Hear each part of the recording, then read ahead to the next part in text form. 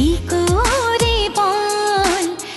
প্রায় 2 বছরের বিরতি কাটিয়ে পর্দায় ফিরছেন ঢালিউড কুইন অপু বিশ্বাস।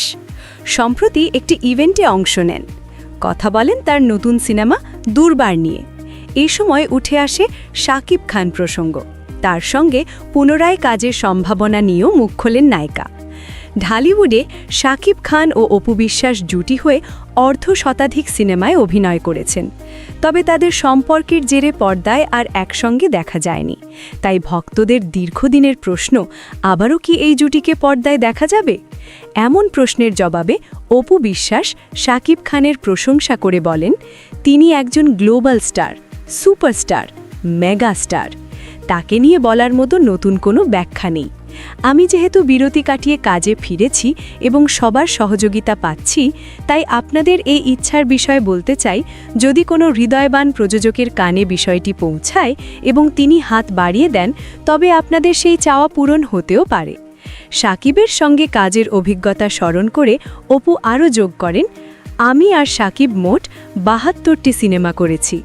প্রযোজক ও পরিচালকদের সহযোগিতার কারণেই এতগুলো কাজ করা সম্ভব হয়েছে। এদিকে নিজের কামব্যাক চলচ্চিত্র দুর্বার নিয়ে বেশ উচ্ছ্বসিত অপু বিশ্বাস।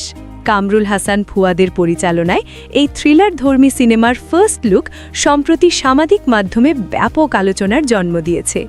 পোস্টারে অপুর রক্তমাখা মুখ এবং রহস্যময় চাহনি ভক্তদের মাঝে কৌতূহল সৃষ্টি করেছে।